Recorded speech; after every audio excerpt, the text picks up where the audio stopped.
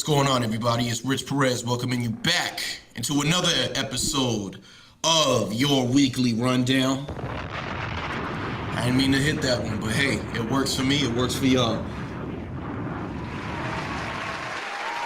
Join in with me as always, my brother from another, my co-host, all the way from the O, Kayson Davis. How you doing, Kay? I'm doing good. How you doing? Doing good, man. Reflecting on what a year it's been, and it's been a heck of a year. One crazy year. I mean, a lot of things happening. You're talking about career changes, career moves to different states, championships, heartbreaks, a lot of different things going on. So this is the rundown 2022 recap, if you will, and things like that. And yeah, we're gonna have a lot of fun with this one. Yeah, definitely. Yeah, what a year it's been. For sure, for sure. What a year it has been. I mean, when the year started, or specifically when the football season started, I think most of us, you and myself included, believed that the New York Giants would be in a total rebuild with a top five pick coming around this time of year.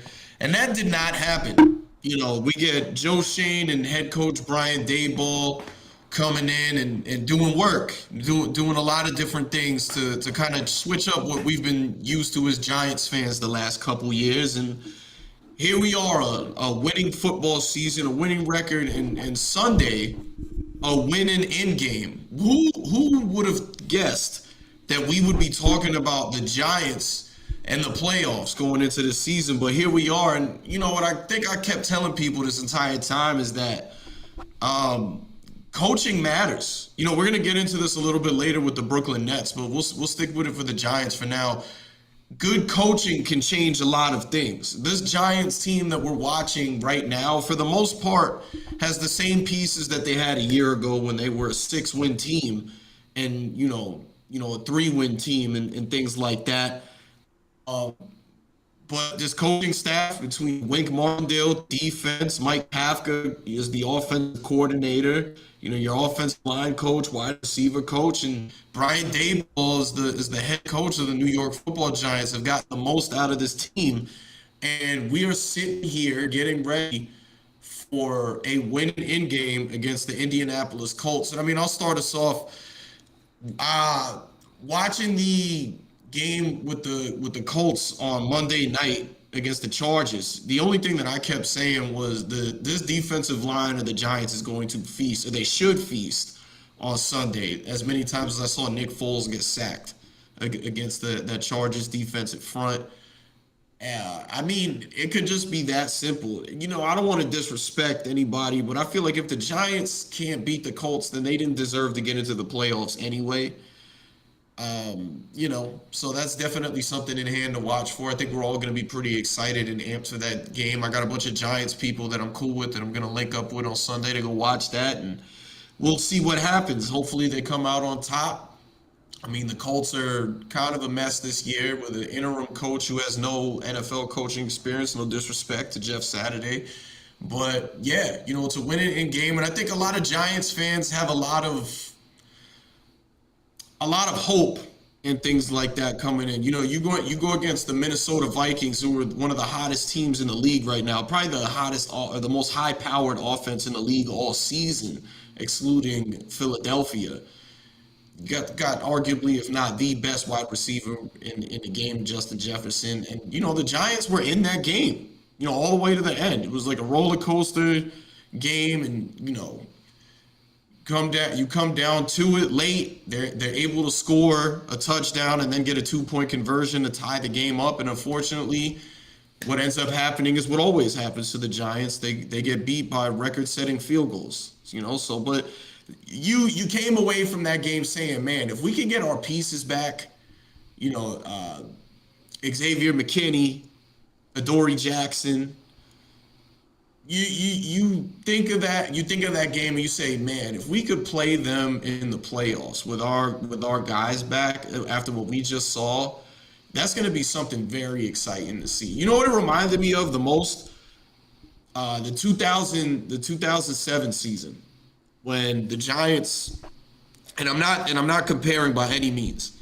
When the Giants came out and they played the New England Patriots, when the Patriots were going for the undefeated record to be the greatest team in sports history, and the Giants lost, but it was a competitive game, and it kind of was a precursor for what we would end up seeing. Yeah, definitely. I think, like you said, if the Giants kind of don't beat the Colts this weekend, they kind of maybe don't deserve to get in. Obviously, they started the season off kind of hot. I forgot what their record was, but they were playing maybe a little better than everybody expected. And then kind of the second half of the season, things kind of fell off a little bit and things like that. So there's still, like you said, with this really considered to be maybe be a rebuilding season, kind of see what you have type of thing to be able to get into the playoffs. I think would be great. Yeah, I think that kind of really sums up their season. They came out, they played hard under a new coach, a new GM. Obviously, we've been saying for years that change needed to happen, and the change looks like obviously the right move right now. So it's just trying to build steps to go forward. Obviously, this is like a building block to maybe what could happen going forward. So it's good. It's great to see them back winning again. Hopefully get into the playoffs. I think they should be able to come away with this win against the Colts, but I think that kind of just sums up the season. Really, kind of unexpected, coming out, playing hard every game, playing under Coach Brian Dable, trying to build this new culture, and I think that's kind of what they did. And we see where they can take it from here, and the different things they can do moving forward. But at this point, I would say even if you don't get in, it's still a win. But I think you kind of got to get in now, especially with the way you guys started and the way you guys kind of fell off. So getting in would just solidify it as a very good unexpected season, and you kind of just build from there. Yeah, man. I think one of the other things coming in, we got our guy Tim in here, so maybe he could chime in on this one as well. Agreed on all fronts. None of us have been Daniel Jones guys. You know, we've been definitely been giving him a ton of flack throughout the years that he's been with the Giants. I don't really recall anybody that I knew being happy when he was drafted, myself included. And you know, he didn't get his year picked. He didn't get his fifth year option picked up by the New York Giants. This was a proven year. And, you know, there was a lot of different things going on as far as, you know, what the Giants can do in the offseason with picking up a quarterback via free agency, trade, or possibly even moving up in the draft to go grab one of those guys. But I got to tell you something, man. The last couple weeks, I've been very impressed with Daniel Jones and what he's been able to do, the way that he's been commanding this offense. You know, he's got the lowest turnover rate of any quarterback in the league all season, which is big for him because at one point he had the most, right? That was his biggest problem, turning over the ball, holding on to the ball. And you know, I'm not going to sit here and say Daniel Jones is the franchise quarterback of the New York Giants right now. But I will say that I think he's done enough where he should come back for at least another year or two. I'm fine with him getting about a 2-3 year deal if you have to. I really like what I've seen. I mean, even if you look at the targets he's been throwing to, you know, he doesn't really have a true number one guy. Darius Slayton is the Giants' number one, and we all like Darius Slayton, but Darius Slayton on the championship contender is about a number 3, maybe even 4 wide receiver. So, I mean, to see what he's been able to do with guys like Slayton, Richie James, Isaiah Hodgins, guys that, you know, not big names, but he's been able to win with them. He's been able to make winning plays with them. And especially that Vikings game, you know, he's been cool, calm, and collected and just made plays. And I can't lie, I've definitely come away impressed. And yeah, I feel like you got to bring him back at least for another year or two. I think I've said this before, but like you're only as good as your options. So if there's some better options out there, obviously you go for it. But I think you could bring him back. My only fear with that is that we've seen across many different sports players in contract years ball out and get their money, and then maybe things don't kind of turn out from there. So you hope it's not one of those situations where it's like, on a contract year ball out type of thing. But he's made stride, and we talked about coaching. It could just be new coaching and things like that. So I have no problem bringing him back, see what you have going forward, and then obviously if there's no other options, then that's the best option to do. But then if you bring him back for another year or two, who knows what changes 2 free agencies from now when you can go get someone big. You know what I mean? Go get him a receiver. I think that that's the perfect thing to do, especially if say they bring him back on a 2-year deal, right? And they're lucky enough to get him on a deal with a team option at the end of after going into the second year, right? Get him a wide receiver either in the draft. You know, we don't know what's going on with the Odell Beckham situation. It seems very unlikely that he's going to play this season. You know, maybe he wants a reunion, and you can set up a reunion with him and the Giants in the off season. He certainly hinted at it in some of the shows that he's been on, and go to work from there. See where things go from there. I think if you get him a number 1 receiver, that changes a lot. Because if he plays next season how he's played the last couple of weeks with a top tier wide receiver, that could change the whole dynamic of this team. Like, all it takes is one playmaker to really open up this offense with the weapons that they already have. Right, that's true, and obviously injuries and then some guys not panning out. But like I said, you never know. We've seen a lot of people ball out on those contract years when it's time to get that money. So you hope, obviously, like I said, with coaching and stuff, that this is the right way. He's learned from his mistakes and he's moving on. And I wouldn't mind, like I said, keeping him, but you always got to, keep the option open just in case. I don't know, maybe Aaron Rodgers pops up. You can't say no to Aaron Rodgers. You know what I mean?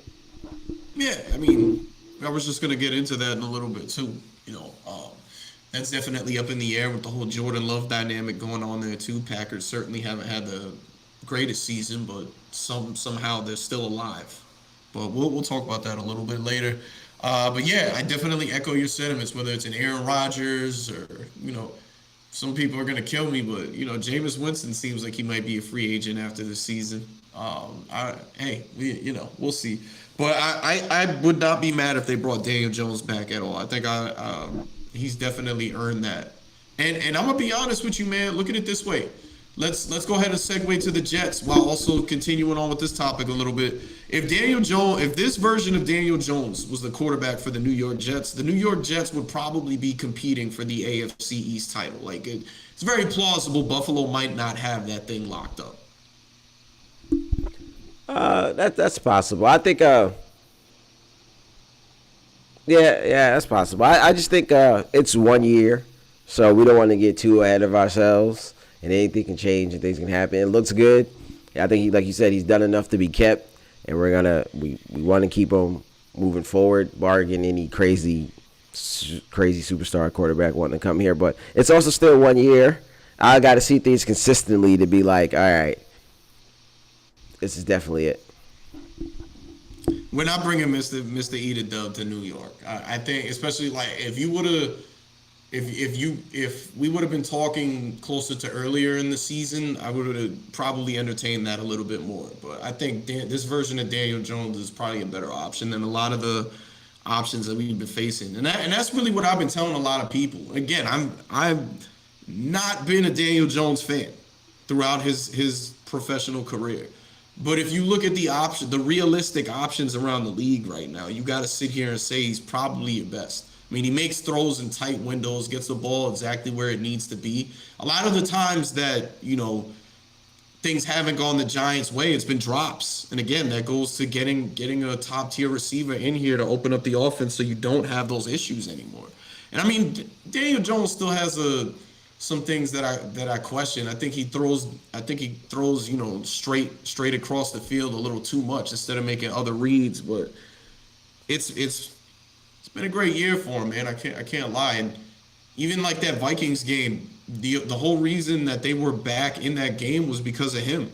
He led a lot of drives that kept them in that game. So yeah, great year, well deserved. He's done enough to get his money. I got to see it consistently. Yeah, I'm actually with you on that. Okay, we'll definitely see how things unfold. I think we're all looking forward to Sunday and getting back to talking about what's the future here after Sunday. The New York Jets are what we just elaborated to a little bit, a quarterback needy team. So Zach Wilson, a few weeks ago, not only benched, but he wouldn't even be dressing. They would go on to have Mike White start and Joe Flacco back him up.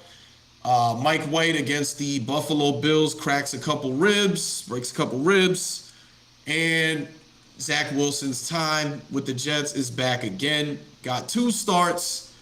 Again, not so much some great things that we see from Zach Wilson. Mike White is cleared to return, and Zach Wilson is not only not going to be the backup quarterback again, but watching from the sidelines in street clothes. So there's a lot of things to make here. You know, the Jets are still fighting for playoff chances. I think when you look at the Jets season and Zach Wilson, the Jets kind of got too good too quick.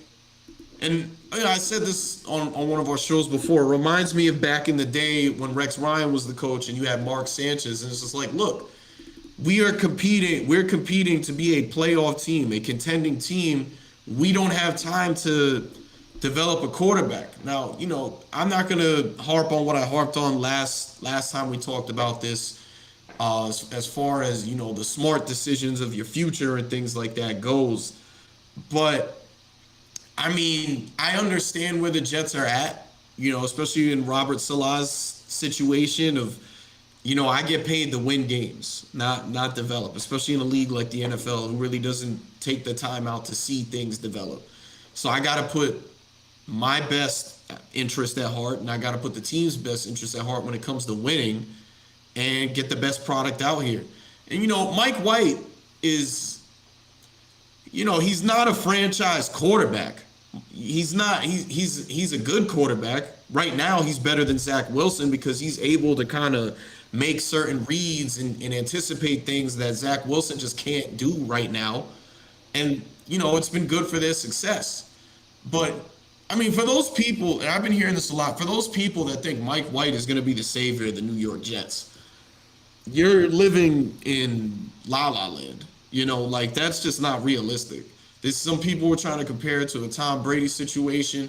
Tom Brady, yes, 6th-round pick. Tom Brady was a backup quarterback who got into a lucky situation and made the most of that situation. Mike White has been in the NFL for about 6 years now, 5 years maybe even 7.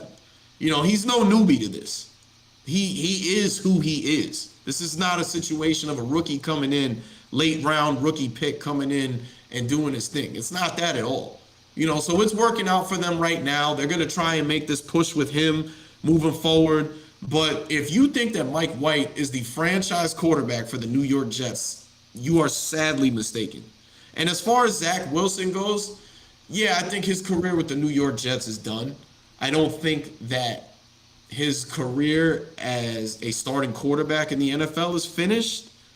I mean, you look at Geno Smith, it took him a long time, but guy looks amazing this year, right? Zach Wilson, I think, still has too much talent to be given up on. You know, if the New York Jets feel like they need to do that, all means go for it. But you look at other teams around the league, and even the New York Jets first round pick, Sam Darnold, you know, he looks pretty good with the Carolina Panthers right now. Yeah, like you said, we had talked about this last time we talked. I think like you said, he's too good to give up on. Yet you wasted. I mean, you used the top pick on him, so you kind of maybe want to see things through. But yeah, that's kind of situation. Obviously, White has been in the league for a while, so he's probably able to just make better reads. And Zach Wilson was hurt to start the season too, so that's another reason why he's probably behind. He's a young guy still developing.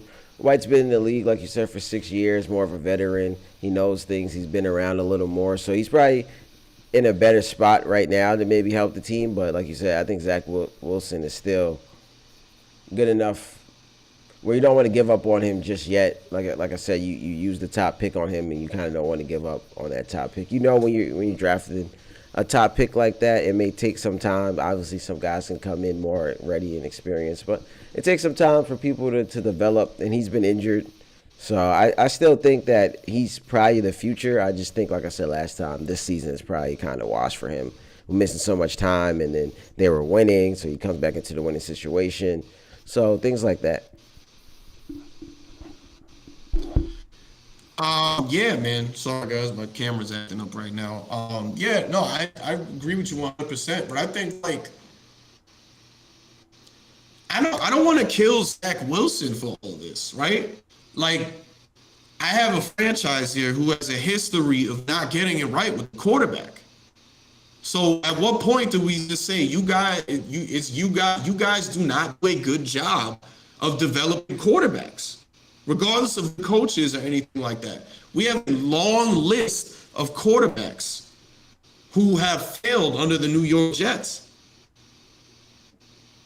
That's right, and like I said, he's been hurt, so he hasn't really had the time to develop. I mean, honestly, I think if you ask anyone this season, we thought that it'd be like still a rebuilding year for the Jets. So them winning's like a switch. So you go out and it's like a rebuild, and maybe you have time to make mistakes and learn. And you kind of get thrown back in, and it's like, oh, we're winning now. We're trying to go for it, type of thing. So, like I said, in that situation, the veteran was kind of maybe just a little better for them at the moment. But Zach Wilson should probably still be the future, not unless you end up with another high pick and there's a better quarterback out there that you want to get. But you have the high pick. You used the high pick on him a few years ago. It's kind of better to kind of see it through. Yeah, I mean, we'll definitely wait and see what happens there. I think, they got some decisions that they got to make. Unfortunately, it does seem like it's teetering to Zach Wilson's time in New York after 2 years is done, which is insane to me. But could be wrong. Hopefully wrong. I think the Jets will be making a mistake at this point. But again, New Yorkers and tri-state area fans in general really don't have a ton of, especially in a situation like this, really don't have a ton of patience for a guy to come around. So, unfortunately, he might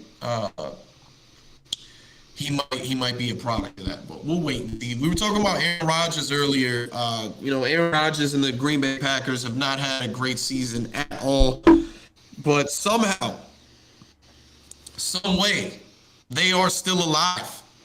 After beating the Miami Dolphins, the Green Bay Packers' path to the playoffs is win out.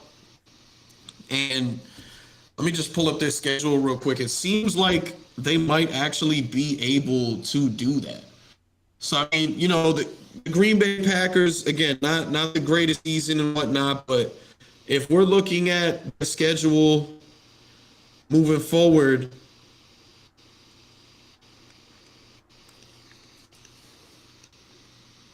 They should only have like 2 games left. yeah. So they have the Vikings on Sunday, which does not look like it's going to be tough now that I'm thinking about it. They got the Vikings on Sunday. I mean, we'll see what happens there. And then you got the Detroit Lions the following Sunday to end the regular season. 2 games that you would think could be winnable, especially the Detroit game, but the Vikings, one of the top offenses in the league, and then Detroit's been one of the hottest teams in the league, who Detroit themselves are also in the playoff push right now. But Detroit's coming off a big loss. They really have to come back now. And, we'll see. But I think it's just crazy that after a really tough season for the Green Bay Packers, that they're even in this situation right now. Right. Obviously, they started the season off bad, and some people had questions about their receivers coming into the year.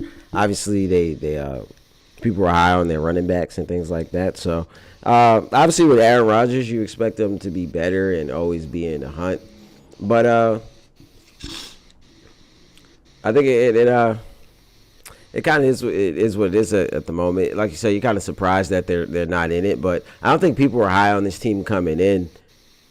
So it could be just what it is. And then we still know, like with the Aaron Rodgers situation, maybe he acts out after this. So it could just be the writing on the wall, and this is kind of the end of it. And like I said, people wasn't high on this team already anyway. There was questions about some of their receivers and things like that. And then I think some of the receivers got hurt too. So just a tough season, and we'll see where they go from here. Yeah, and I think like you can't say like, hey, we weren't too high on them. This is a team that's coming off what 3 years of back-to-back NFC Chips appearances. The wide receiver conversation was definitely huge, and they lose Nathaniel Hackett, their offensive coordinator. He wanted to be a head coach. We'll get into that one after this. So they had some things going against them, especially Devontae Adams also leaving in free agency. But I mean, they come alive. You got the kid Christian Watson talking about one of their wide receivers. The last couple of weeks, he's certainly stepped up big for them, and you hit it on the nail. You hit it with their running backs. AJ Dillon and Aaron Jones. But hey, that's in their own control. I think Aaron Rodgers still has some magic left in him, and we'll just have to wait and see what happens there. Yeah, we just gotta kind of see. Obviously, I think Aaron Rodgers did this before. I remember one year he was like, "Oh, we're gonna win out and make it to the playoffs." So they always got a fighting chance with Aaron Rodgers, and they're holding on. And we'll see how it goes. But even if they get in, I don't think we kind of expect. Well, sometimes you kind of just get in and see what happens. But I think that's exactly how it goes. What'd you say?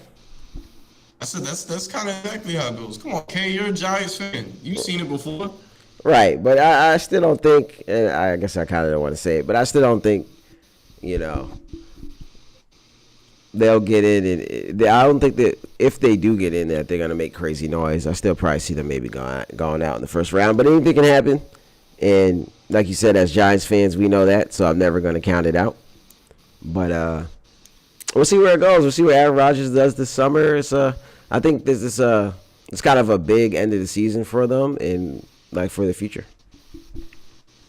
Yeah, I think let's just see who they match up with, and then I can kind of give a more informed opinion once I see who it is that they're matching up with. What if somehow some way they end up matching up with one of the NFC South teams? The whole NFC South has been terrible this year, and one of those teams is going to be a playoff team because they won the division.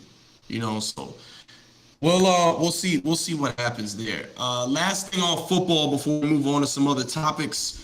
The Broncos, after a tumultuous first season, have fired former head coach Nathaniel Hackett. I think most people said that this kind of had to happen. It was really bad from the start. From day one, we all saw that Monday Night Football game. It just was really bad. He even hired somebody to help him out with clock management. This kind of goes back to what I've said a few times now. That some guys, they're just not meant to be head coaches. You are a good coordinator. You can be an awesome defensive coordinator. You can be an awesome offensive coordinator and just not be good at being a head coach. I think the Raiders have seen this as well with Josh McDaniels. And this is Josh McDaniels' second crack at it. And, again, failing. So that seems like it's kind of on par with Nathaniel Hackett, who, did a tremendous job with the Green Bay Packers offensive coordinator last year. Maybe they'll bring him back and try and fix some things up, move forward. But, man, it was just really bad. Don't know who is going to be in line for that job. Russell Wilson went from a guy who was like an MVP candidate a couple years back, or, a strong starting for you, so a quarterback that a lot of people thought very highly of, right? To disrespect, almost like a joke, right? He's fighting with teammates on the side. Shannon Sharp had something, I think today, maybe it was yesterday, where he just kind of mentioned how he can't even command respect in that locker room. Like, that's how much of a show it's become. Where guys don't even respect him because of like how they perceive how he's going about things and whatnot. And to be honest with you, that kind of goes in line with coaching, because a good head coach is going to be able to check his quarterback, going to be that voice in the room that everybody shows respects to and listens to. So it's been a bad thing.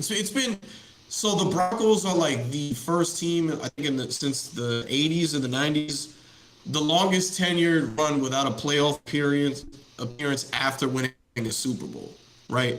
And then one last thing I want to say on this whole Broncos subject: John Elway cannot find a quarterback to save his life. The Broncos are tied to Russell Wilson for the next 7 years. Not since Peyton Manning, you got Brock Osweiler. Joe Flacco was there for a little bit. They drafted what's the kid's name from out of Missouri? Now he's with the backup quarterback in Seattle. Drew Lock. Drew Lock. Uh, Man, so many other names.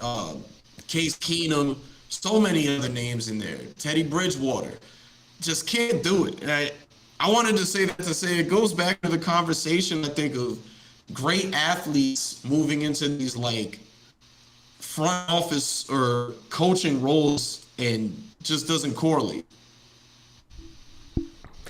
Yeah, I think I'm not ready to give up on Russell Wilson over there for the next 7 years. I think obviously it didn't work out with this coach, but you get another head coach in there. I think Russell Wilson is still a very good quarterback in this league. So obviously it's been a bad season and maybe a bad season overall for the franchise. But I still hold out some hope for him. I think he'll get it together. I think he's good enough, and he showed us that he's good enough to at least get the benefit of the doubt for right now. Like I said, some things I got to see consistently happen for a few years. So if he has another bad season next year, then we'll start to question it a little bit. But you chop it up to a bad season, new situation, all the things you just said about coaching. So you get a different coach in there. You mute your teammates for another year, get more chemistry and things like that, and get a new coach in there and try to build and learn from this and get better. So I think he'll be all right. Yeah, I'm with you. I mean, we were just talking about Daniel Jones earlier. He comes in, good coaching changes a lot of things, right?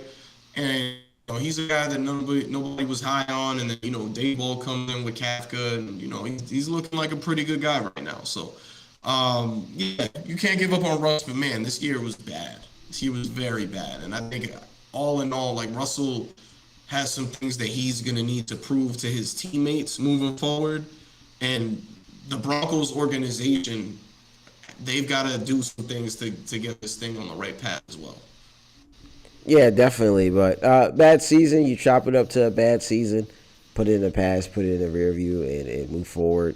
We've seen a few stars across the leagues have a bad season and bounce back. So I think he'll be all right. And then we'll see what the franchise does when it comes to finding a new quarterback and things like that to get things moving forward. Hey, rumor mill, Sean Payton's going to be coming back to coaching allegedly, and he's assembling a superstar staff to do it. I tell you what, if the Broncos can land him, I've seen that guy do some amazing things with quarterbacks in his time. He was the offensive coordinator for the Giants. Kerry Collins comes in, and he turns Kerry Collins into a real pros pro when things were not looking on the uppity for him before he got with Sean Payton, and then even with Drew Brees, people want to talk. Drew Brees is going to the Hall of Fame, but prior to Drew Brees ending up with the New Orleans Saints, he was not that same guy with the San Diego Chargers. He gets under Sean Payton, and he's had a Hall of Fame career. Teddy Bridgewater looked like a franchise quarterback when he was with the New Orleans Saints. James Winston looked very good as a starting quarterback in the Sean Payton offense. So I mean, we'll wait and see, man. But I think that's if you want to write things, we're talking about Russ getting back to being Russ. You better get ready to get the Brinks truck out there. Right. And I just have to say, when Sean Payton retired, I don't think anyone really believed that he was retired. So the rumor mill about him being back, not too surprising. Just funny to hear. And it would be interesting to see if he does, if they do link up over there. Like you said, we've seen what he's been able to do with quarterbacks out there in New Orleans. Welcome back. Oh, there you go. Out there in New Orleans. So you put him with Russell Wilson, the Super Bowl quarterback. I see only great things. Yeah, same here, man. Same here. Hopefully it doesn't end up with the Dallas Cowboys. I could see that thing happening as well. But we'll definitely wait and see on how things go. All right, I'm back. I'm a little choppy, but I'm back. That's cool. Let's go ahead and move over to hoops now, man. I think the first thing that I want to talk about before I even get into the Christmas games is that the Brooklyn Nets are the hottest team in the NBA. And again, this has been under Jacques Vaughn since Jacques Vaughn has took over as head coach. You know, one of the biggest problems that the Brooklyn Nets had under Steve Nash was they didn't play any defense. And again, you got guys not respecting the voice in there. Jacques Vaughn takes over. Ben Simmons looks like Ben Simmons again. We haven't heard any trouble about Kyrie off the court. KD looks locked in. The role players look locked in. The Brooklyn Nets look exactly like what we expected them to look like when they formed this team together originally, when they paired Kyrie and KD up. And it looks like Joe Tsai might possibly get a return on his investment. The way that these guys look, and I mean, they beat some very good teams. They 50-piece the Golden State Warriors the other night. I mean, the Knicks did the same thing, but you know, they've put it on a lot of teams. They look locked in, ready to go, and I'm not counting them out for an NBA this year. I think you're gonna get the most out of Ben now.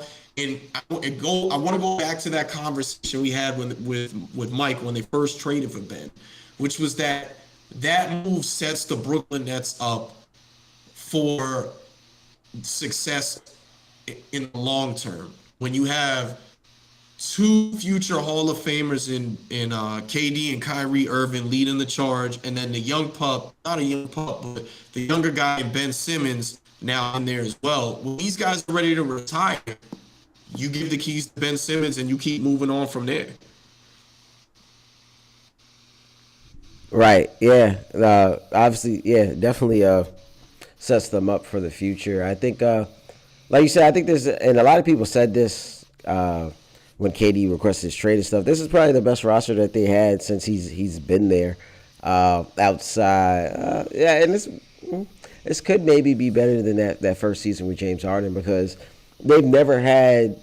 If you think about that roster last year, it was Bruce Brown starting for them, maybe at the power forward, playing a lot of minutes, maybe being their best defender out there. Then you just real guard heavy, small guards, obviously Kyrie, Steph Curry, Patty Mills, things like that. So they're a very small team, and then you just think about them matching up with the Celtics. They had no one to guard Tatum or Brown, and then you're trying to put Bruce Brown on him, but he's giving up maybe 5, 6, 7, 10 inches on guys. So you think about it now, they have Ben Simmons who can guard. You have Royce O'Neal. You still got KD. So you're a lot longer. You're a lot lankier.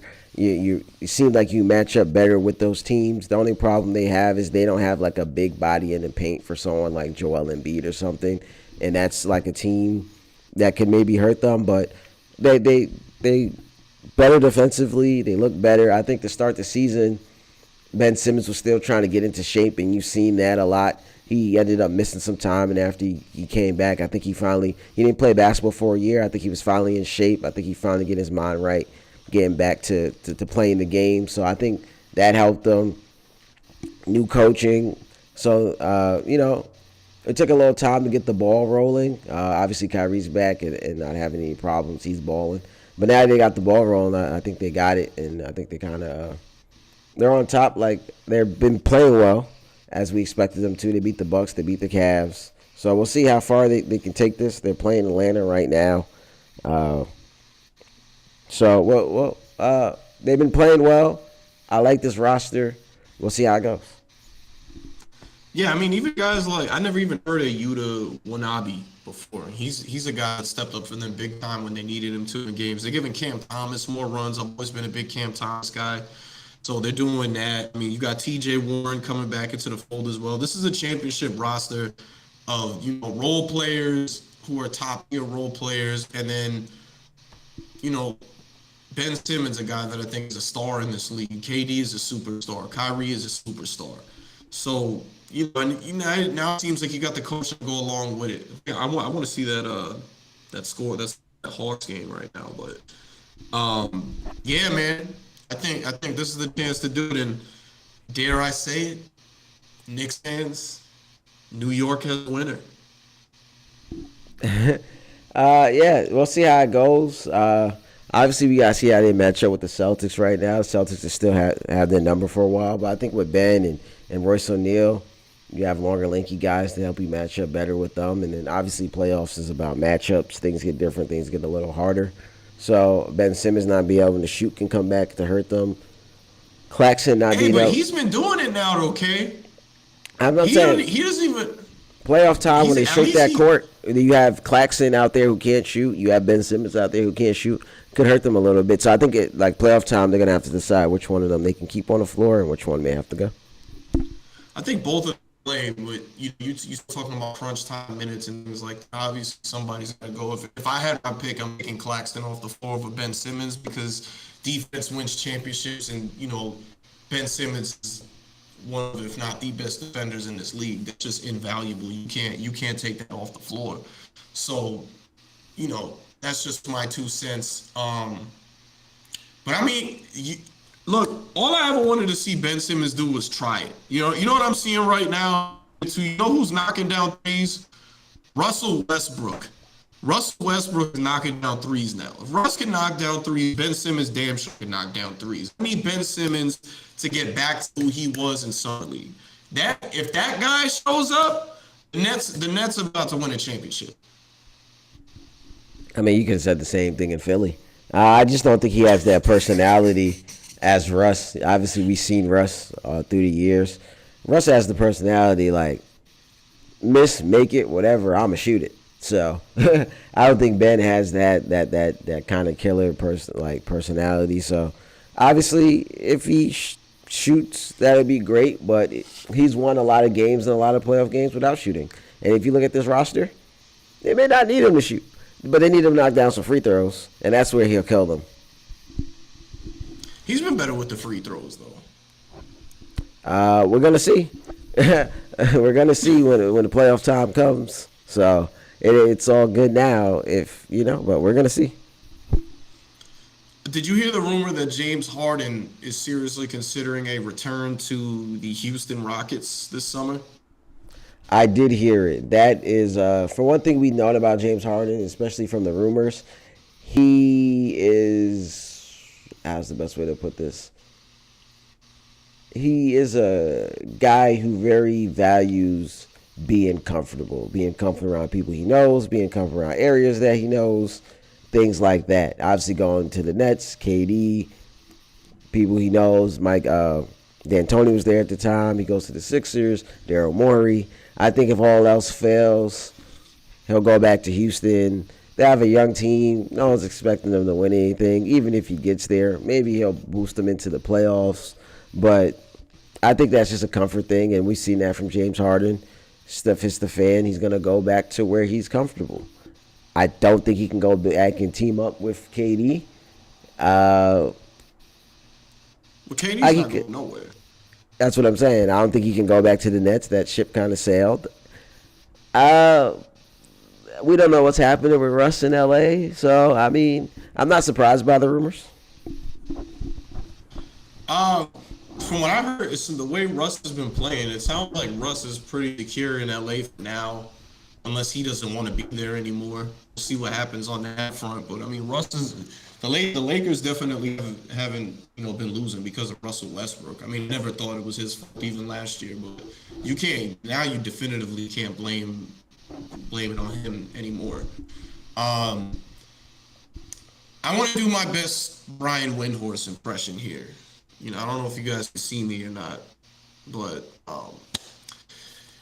this thing could go a couple ways. So remember when James Harden, the rumors were going out there that James Harden wanted to trade out of Brooklyn, and then he got asked about it, and he said it wasn't true, and then about a month later he got traded. I don't know. This situation's a little different because it doesn't make sense to me why he would want to leave the Sixers. He doesn't have any toxic situation or anything like that going on like he was in Brooklyn. I don't. It doesn't really make too much sense to me why he would leave the Sixers to go to Houston. Houston's got a lot of really good young pieces and like the team a lot. So it's interesting to see where it goes from there. I would just say monitor it. Based on what we saw in Brooklyn, that's because he came out and said, "Oh, I don't know where that report came from, That's not true. I'm very happy hearing things like that. Yeah, you said the same thing in Brooklyn. So we'll see what happens there. Uh, I got a better one for you. You ready for this? Do the Houston Rockets want James Harden back? James Harden is not the same player that he used to be. They've been fully committed to this rebuild. And you know who's actually been playing lights out since that rumor came out about Harden possibly returning to Houston? Houston's point guard, Kevin Porter Jr. In the last 2-3 games has had 0 turnovers. He's been averaging about seven assists a game, and just making the right decision. So if anything, I think Houston might want to thank him if that keeps up, because he lit a fire under the young guy. But I guess wait to see. It's very hard for me to believe that he would make a return to Houston, because it just doesn't make sense. But what you're saying about comfortability is definitely true. I I don't care who Houston has on that team. If James Harden wants to come back, you sign James Harden. I maybe it was like last year's James Harden. The one year he kind of didn't play too well. You maybe question it, but if James Harden, not playing. Go ahead. Go ahead. if James Harden wants to come back, Kevin Porter Jr. is cool. He hasn't shown that he can turn that into winning. Obviously, he's still a young player, so we're not gonna beat him in the head over it. But James Harden is James Harden, and we know who he is in this league. You sign James Harden. At worst, you're at least going to sell out the arena. Look, man. All I'm saying is he's not the same player that he was. He does not play. He doesn't have the same explosion. He does not play the same. Even to the point where we're watching people on ESPN argue that Tyrese Maxey needs to be the Sixers' second best player. We know who the first best player is. James Harden had like 22 assists the other day. I'm telling you, I'm signing James Harden and I'm turning my phone off. not unless somebody is calling me to ask for a trade for Kevin Porter, I'm not picking up that phone. All right, man. We'll wait and see. Obviously, Kevin Porter's younger and he fits with the crowd a little bit. James Harden, I think, like, obviously he's not who he was. He's not that guy. He's getting up there in age. That's with all older players. But he's still James Harden. He can attract other free agents that want to come to Houston. People like the city of Houston. People will want to play with James Harden. You know you're going to at least be, especially with the play-in, you're at least going to be fighting for a play-in with James Harden. So he just makes you a better team. Kevin Porter is not someone that would stop me from doing it. I'm not saying you have to trade Kevin Porter, but he's going to have to fall in line to what comes with James Harden coming back, whether you start all three of those guards. He has to come off the bench. But he's not the reason that's going to stop me from signing James Harden from coming back. Maybe, like you said, they're saying it's a full rebuild. It doesn't make sense. But even in a full rebuild, maybe you want to save the money. But, like, if James Harden wants to come back, it's like... But I think he would have to understand, and him wanting to go back, you're understanding that it is a rebuild. Obviously, if things change and he can get fucking, I don't know, DeMar DeRozan to come hang out when I'm in Houston or something, it could change your future in certain different ways. He can help the young guys get better. No, I was just going to say that. Unless you think that he's going to elevate the games of guys like Jalen Green and Jabari Smith Jr., then, I just don't see how it makes sense, because he's not even the same. He's not the same guy where, like, he brought that team to the Western Conference Finals with a bunch of role players, which is why I compare him to why I compare Luka Doncic to him in Houston all the time. He's just not that guy, though. Like, he can't lift the weight. These guys are still learning how to win and things like that. And, you need to bring vets in to help with that. But obviously, he's a different type of vet. I don't know. It just doesn't make sense to me, because I can't see. You bring James Harden in if you think that it equates to winning basketball. If you bring this version of James Harden into Houston right now, I just don't see that equating to winning basketball. I think if he was there right now, they're definitely fight. They're definitely in the playing, because I think he definitely helps Jalen Green and Jabari Smith Jr. play a lot better. Obviously, Jalen Green, all-world talent, like you said, he's a veteran that can come help those guys. But James Harden still draws a good amount of attention. James Harden also can knows how to make winning plays and things like that along those lines. So I think in a lot of cases, obviously James Harden's not the same, but Jalen Green may now get team's second best defender on him. I think some teams will still put still put their best defender on James Harden. So it'll free up Jalen Green in cases like that, where like just having James Harden, just the gravity that James Harden brings,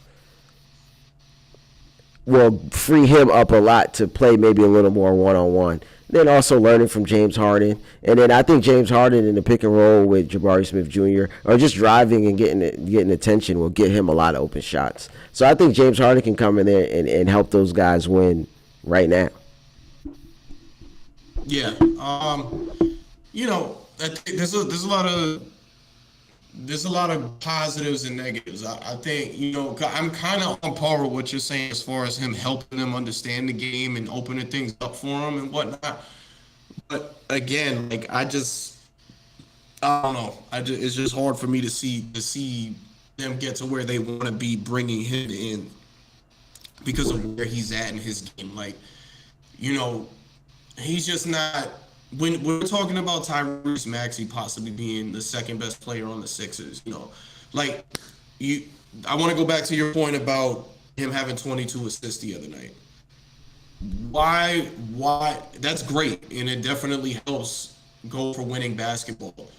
But why do you think a guy of James Harden caliber is dishing it out that much?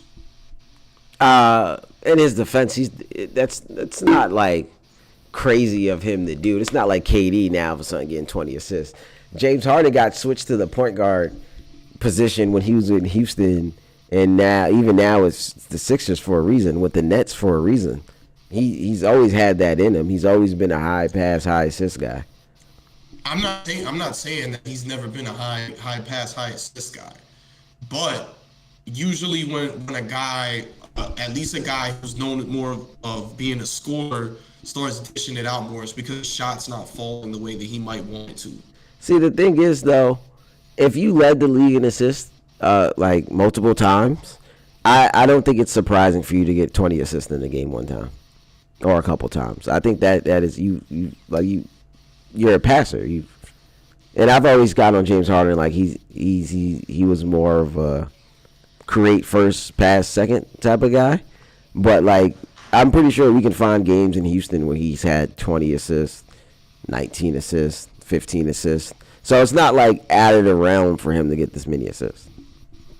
Yeah, no, I hear you. I'm not knocking that at all. I guess we'll have to wait and see. I don't see it as the same as you would in regard to what I think that team's kind of going for and what they're doing. But I guess we'll have to wait and see at the end of this summer. Especially it throws me off because of the Sixers are all. You talk about the Brooklyn Nets. The Sixers are also a team that's kind of come on very hot lately. I mean, I'll give James Harden his credit. He was a big reason why they came back and beat the Knicks on Christmas Day. But, I guess we'll have to wait and see on that approach and where everything goes. I guess next up, let's go ahead and recap those Christmas Day games. We started off first with the Philadelphia 76ers and the New York Knicks. Shout out to the New York Knicks. I don't know about you, Ken. That game went exactly how I thought it was going to go. Knicks up to end the first half. Philly comes back and beat them with a couple big plays. Yeah, I don't think there's too much to say about that game. Like you said, it kind of went how you expected. Philly's been on the roll. I think they're winning 9. They won 9 games in a row so far. So that's another team that's been winning but hasn't been getting the noise about winning like the Nets have. So they've been playing really well. Embiid's been kind of back to what he was on last year, MVP type stuff. So it's kind of went how we expected. Yeah, again, not too much to say on that front. I think the Knicks, they've had a couple players come on very well lately. I still don't agree with how much you paid Jalen Brunson, but he's definitely been an upgrade from what you've had in the past. And it's R.J. Barrett's come on of late, and so is Julius Randle. So. But again, that game kind of went exactly how we expected it to. Second game of the day was the Los Angeles Lakers versus the Dallas Mavericks on the same day that Dirk Nowitzki's jersey got unveiled to the public. I actually got to see that too. That was sick. the Dallas Mavericks come out big time with a win. Lakers started off winning heavily in that game, and then Dallas kind of starts punching back into it and doing what they got to do to get that win. Luka was fantastic in that game. He ended up scoring 32 points on 9 rebounds and 9 assists. You had Christian Wood, who they acquired in the summer, with 38 and 7. Reggie Bullock 14, 3 and 4, and Tim Hardaway Jr. 26, 6 and 1. I think the problem with the Lakers in this one, and what's probably going to be their problem unless they're able to fix it during the trade deadline, is they really just don't have the shooters to compete with these teams. So once they start getting into these holes, they just don't have the shooting to dig themselves out of it. Like once Dallas went up how they went up, you kind of knew it was over from there. Yeah, I think in the first half, Dallas just missed a lot of threes. In the second half, they started hitting them. And like you said, they don't have the shooters to kind of keep up with other teams when other teams are kind of hitting like that. But they still should have played better in that second half. I think they gave up like 50 points in the third quarter. They just have to be better. Obviously, they're without Anthony Davis, and that's really hurt them. But I don't think I went in expecting them to win that game, but they came out hot. They kind of just fell asleep in the second half, and Luka's been on the tear lately, so it kind of is what it is, but they definitely still should have played better. I don't think it's no excuse for them giving up like 50 points in the third quarter. So the Lakers are the Lakers. They're up and down. They look like they were coming back with AD, but now he's gone. So Lakers just have to be better. And then shout out to Dallas. I think I was even watching the game like in the first half. I'm like, they're just missing threes that they could hit, and in the second half they hit those threes, and that's kind of the difference in the game. Yeah, I mean Anthony Davis, you can't be a top player if you can't stay on the court, man. Like we know the talent, when he before he got hurt was playing lights out, but it was like every night too. I don't know how many Lakers games like you've been watching. I feel like every Laker game I watched, especially when he was putting up these great numbers, it's like every there was a scare every time. He would take like a fall and then like he'd wait to get up, or people had to help him up and whatnot. Maybe sometimes he was getting evaluated and things like that. That's probably been their biggest thing too. You talk about them not having the shooting, but Anthony Davis makes a big time difference, and which we're seeing now, and he's just got to. I know it's very weird to me to say, he's got to find ways to stay on the court. Yeah, that's been his problem since day one. So I think watching AD, that's the reason why Charles Barkley called him street clothes. We watching him anytime you watch him play, it's gonna be like, oh, you gotta be worried about him getting hurt, and that's kind of been him from day one. So it kind of is what it is, and I think the Lakers need to find. Thomas Bryant's been playing well, but the Lakers need to find somebody, or obviously you need to make some trades or something, but a group of people that can come in. Like, you should be expecting AD to miss some time. So I feel like the Lakers haven't put a good enough roster together where it's like, if AD's out, here's where we go to. And that's kind of the problem. DeMarcus Cousins still a free agent, man. Still out there. Saying, I mean, hey, even Dwight Howard's playing overseas right now. Come on, let's make the call. Melo. I feel like it's not a. Melo played does well. Melo want to resign? Does Melo want to resign with the Lakers? Good question. I think that's the real question. He played really well for them last year. I think obviously he's never been the greatest defender, but he can get you some buckets. He can help solve that 3-point problem you're having. I'll tell you that. Yeah, no, you're right about that one. The next game after that was the Boston Celtics against the Milwaukee Bucks. I mean, this was Boston the whole way. Boston's been on tear all year. I mean, I know the Nets and the Sixers are kind of on their heels now, but Boston's been on a mission since that NBA Finals. Tatum's been playing great. Jaylen Brown's been playing great. They're just. I don't really about that game. I know I think Giannis needs somebody else in there, especially Chris Middleton wasn't able to play that game, which hurt them. But I think Giannis, they gotta help Giannis out a little more. You need to add somebody over there if you're gonna try and win another championship while he's under contract. Yeah, you hope when Chris Middleton gets back. Kind of don't know what's going on with him right now, so When Chris Middleton comes back, that Knee issues. solve some issues. Christmas Day in Boston, I'm not gonna think too much into it. Those guys went 7 games last year, and that kind of could have went either way. The Bucks were up; they won that game 6 at home. It's a whole nother story right now. So I think the Bucks are good. The Bucks are one of those teams. Obviously, they're not as young, but like the Celtics after KG and them got there, they're just cruising. They're gonna be good every year. They're gonna be in it every year. That's definitely just a playoff team. You kind of wait and let's get to the playoffs and get the ball rolling. Just make sure everybody's healthy. Yeah, for sure. Well, I think, man, the East is gonna be fun this year, bro. How you feeling? I think the West is still the West, but man, the East has turned it up in the last couple of years, where it's even gonna be tough to make that top eight. Yeah, I think the bottom half is still the bottom half, but the top half looks very exciting. Some of those matchups should be exciting. That 4-5 matchup, whoever ends up there, whether it's the Cavs versus the Sixers, the Nets, Philly, whoever ends up in that 4-5 matchup is going to have a tough first round series. And one of them teams are a contender or championship aspirations, and they're going to have to go home in the first round. So it should be interesting. For sure. Following that one was the Golden State Warriors against the Memphis Grizzlies. Ja and them boys were talking a lot heading into this one. And man, did they not deliver. No Steph Curry. The Warriors are also coming off of back-to-back embarrassing losses against both New York teams. And they put it on the Memphis Grizzlies. I mean, like, Memphis had everybody that they needed to have out there. Golden State, going into that game, you're saying, Steph Curry's just been everything for them. Clay hasn't played to the level that you've expected Clay to play. You didn't have Andrew Wiggins in that game either. And the Warriors, I guess you could call it, I guess you could kind of call it the that whole rival thing, kind of hyping them up a bit, but boy, that was beat down. Yeah. Jaron Jackson Jr. has to stay out of foul trouble. He's always in foul trouble. Desmond Bain coming back off injury. He didn't play too well. They're still missing Danny Green. Obviously, no excuse. The Warriors are missing Steph Curry. So I think the Golden State has been great at home this year.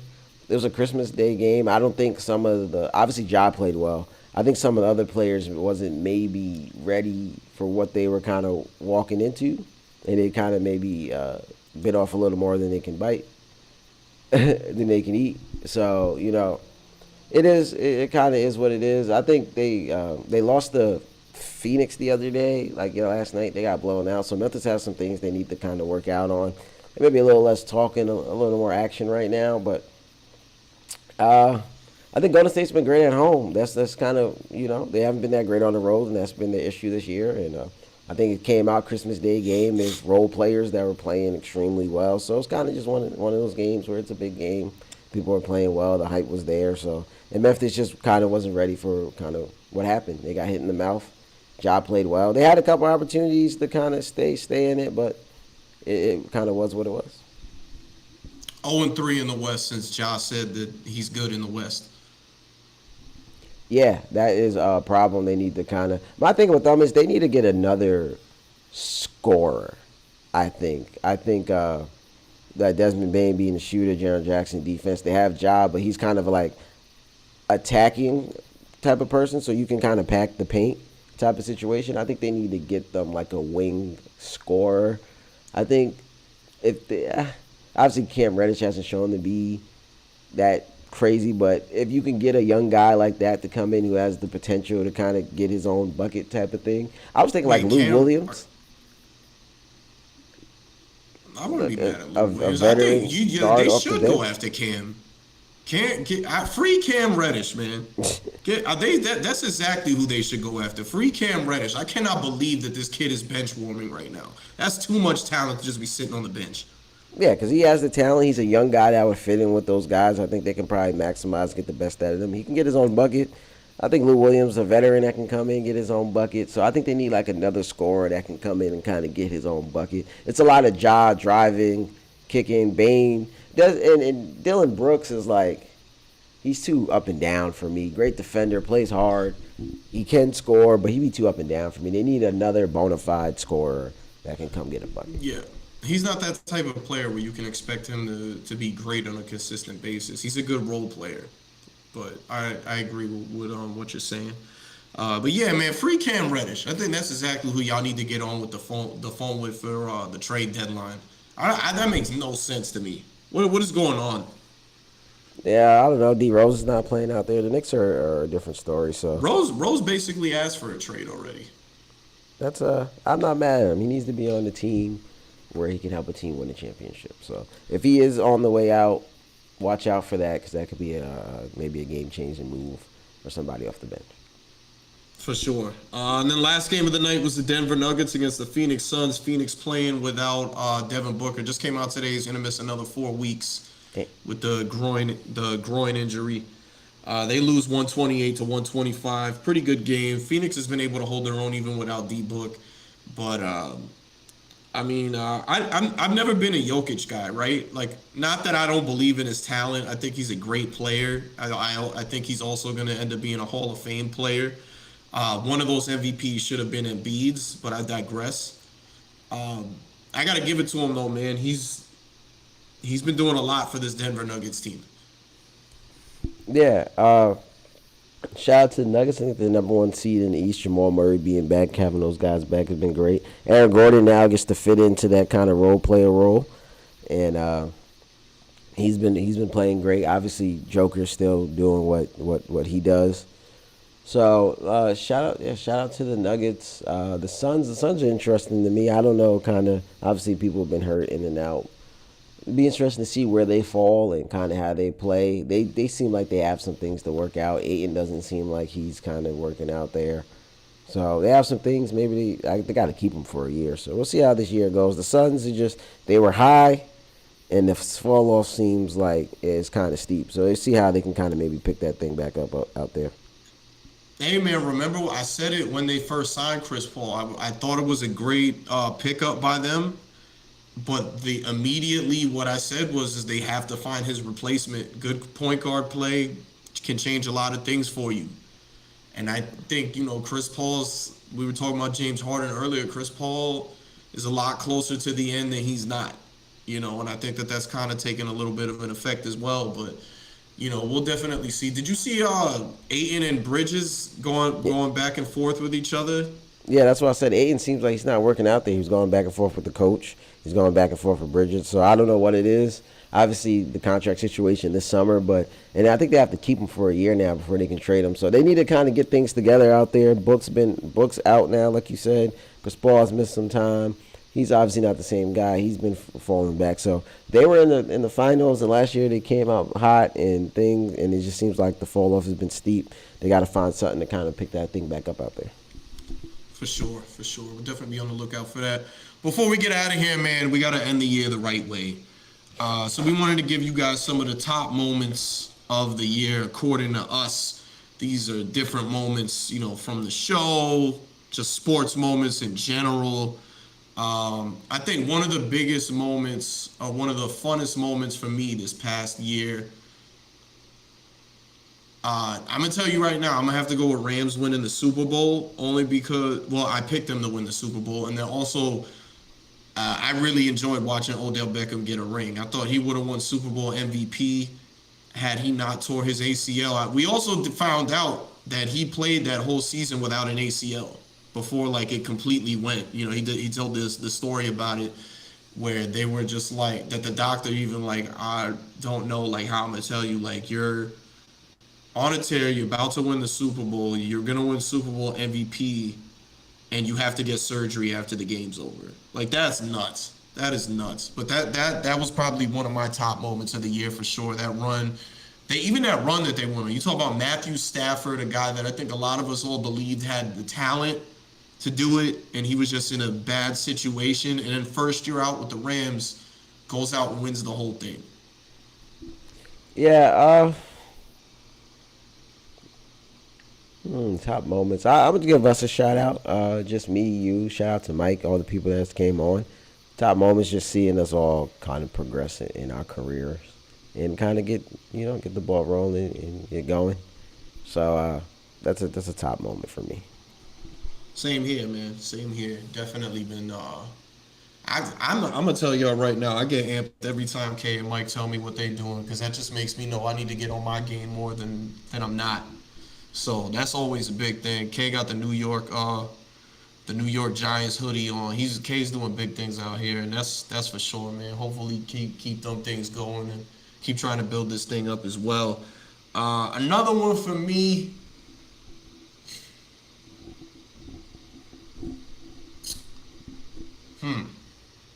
I'm gonna have to go with.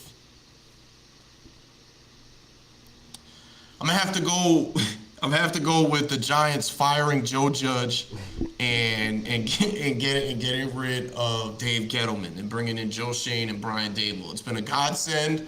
It's been amazing, and that is definitely one of my favorite moments of the year. It's funny. I was thinking about should I give the Giants like a shout out in this moment, but then I was like, they didn't the top half of last season still in this year, and Yeah, that wasn't too great.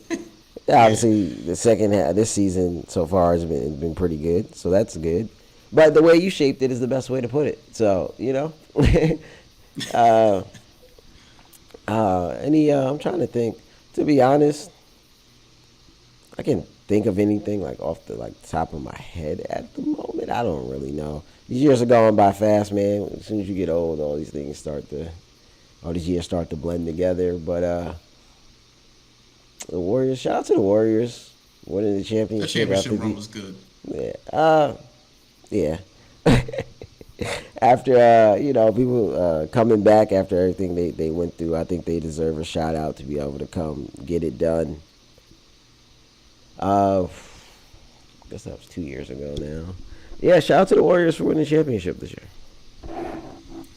And also, shout out to the New York Liberty getting it back on track. A perennial playoff team at this point now. Finally doing good things. Got a superstar in Sabrina Ionescu, so good to see that. I went to one of the playoff games this year, so yeah, definitely shout out to them. Actually, I think that was their only playoff home game this year, so that was lit. Had the defending champs on the ropes for a little bit until they didn't. Yeah. I don't know if you got anything else for us, Kay. No, I don't got anything else at the moment. Happy New Well, Year, happy holidays. 100%, 100%, man. Shout out to everybody who's been supporting us throughout the years. Dang, man. You know what? We've been doing this thing going on like 3 years now. Uh, yeah, going on 4 actually. I think we started at the end of 19. Yeah, it's been a minute, man. Still going strong. Shout out to everybody who supported us along this journey. This thing has definitely helped both of us out tremendously. Looking to keep it continue going. And again, thank you guys, man. We hope you guys had a happy holiday, and we want to wish you guys a very happy new year. And let's make things happen in 2023. Definitely. And for that, it is Rich, it's K, and we will see you guys next year. Peace.